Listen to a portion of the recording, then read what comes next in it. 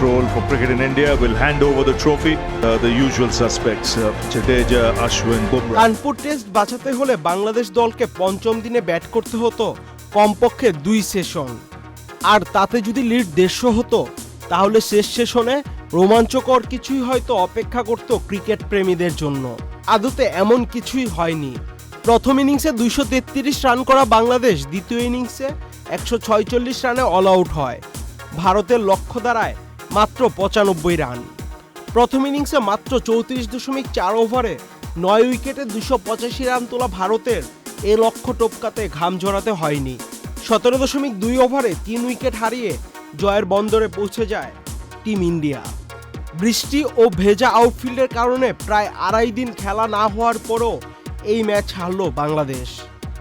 প্রথম টেস্টের পর কানপুরেও ভারতের এই জয়ে বাংলাদেশের ধবলধোলায় শেষ হলো টেস্ট সিরিজ। দ্বিতীয় টেস্টে প্লেয়ার অব দ্য ম্যাচ হয়েছেন জয়সওয়াল। পুরো টুর্নামেন্ট জুড়ে দুর্দান্ত পারফর্ম করে প্লেয়ার অব দ্য সিরিজ হয়েছেন রবিচন্দ্র অশ্বিন। প্রথম ইনিংসের মতো গতিময় ছিল ভারতের দ্বিতীয় ইনিংসও। ছোট লক্ষ্যটাকে দ্রুত তাড়া করার আভাস দিচ্ছিলেন প্রথম ইনিংসে সর্বোচ্চ 72 রান করা জয়সওয়াল। দ্বিতীয় ইনিংসেও 45 বল খেলে করেছেন 51 রান। বিরাট কোহলি অবশ্য শেষ পর্যন্ত অপরাজিত ছিলেন, সাথে ছিলেন পন্থ। 37 বলে 29 রান করেন কোহলি। সম্ভাব্য রোমাঞ্চকর দিনটাকে সাদামাটা করে তোলে বাংলাদেশের ব্যাটিং। আরও একবার ব্যাটসম্যানরা আত্মহত্যা করলেন বাজে সব শট খেলে। সাদমান ইসলামের 101 বলে 50 রানের ইনিংসটি ছিল বাংলাদেশ ব্যাটসম্যানদের মধ্যে ব্যক্তিগত সর্বোচ্চ।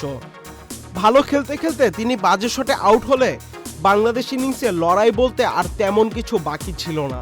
প্রথম ইনিংসে সেঞ্চুরিয়ান দিনের শুরুতেই অশ্বিনের লেগ স্ট্যাম্পের বাইরের বলে সুইপ করতে গিয়ে ক্যাচ তুলেন লেগ স্লিপে।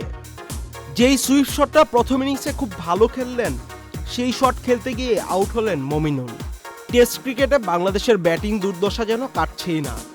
এর পিছনের কারণ অবশ্য ব্যাটারদের ধরে না খেলার প্রবণতা, মনোযোগের অভাব, ম্যাচের অবস্থা ঠিকমতো পড়তে না পারা। হাতে 8 উইকেট থাকার পরও পঞ্চম দিনে লাঞ্চ বিরতির আগেই অল আউট হয়ে যাওয়ায় বাংলাদেশি ব্যাটারদের যে বাজে পারফরমেন্স তা বেশ ক্ষুব্ধ করেছে টাইগার ভক্তদের। আহমেদ শাফি, চ্যানেল আই।